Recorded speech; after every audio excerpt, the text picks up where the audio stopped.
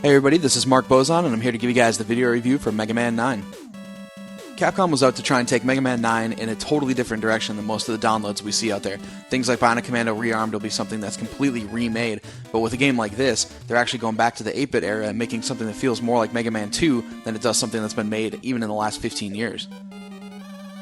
It ends up being a pretty bold move, but in the end, it works great. I mean, you have things like the presentation, which is completely spot on. You've got the music that is awesome.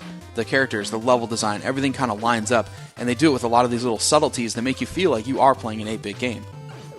Mega Man 9 is a $10 download, so you expect to get a little bit for your money, and you know what, there is some stuff in there. What it's going to come down to, though, is the basic core gameplay, which takes, a few hours to get the first time you go through it, but then you can probably speedrun in about 45 minutes to an hour if you've got said skills to pay the bills as far as 8-bit gaming is concerned.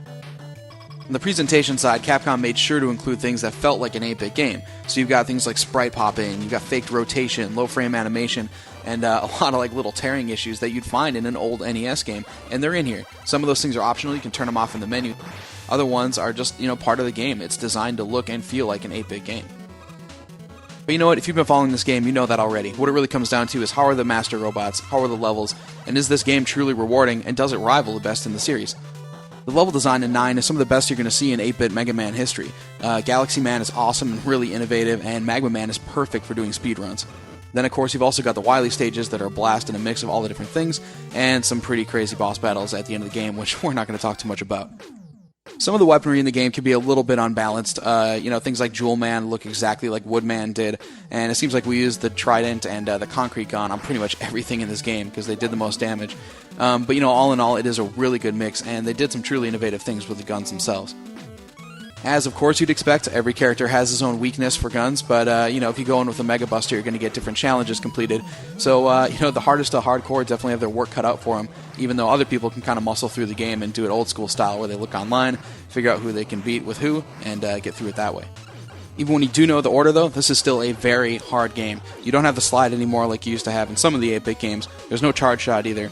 And the enemy spawns are predictable. I mean, they come out at the same spot every time, but they're extremely brutal.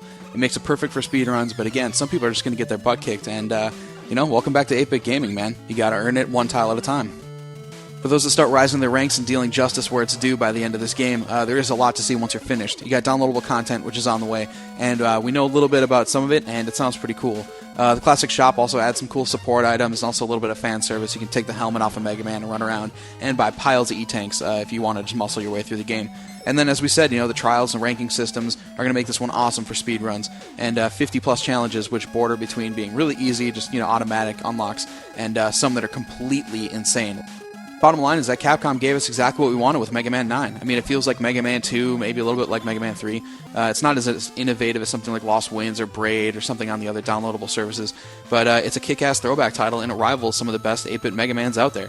For that reason and that reason alone, I mean, it's worth dropping $10 and just getting into the nostalgia and the fun that comes with playing another game like this. For the full written review, check out IGN.com.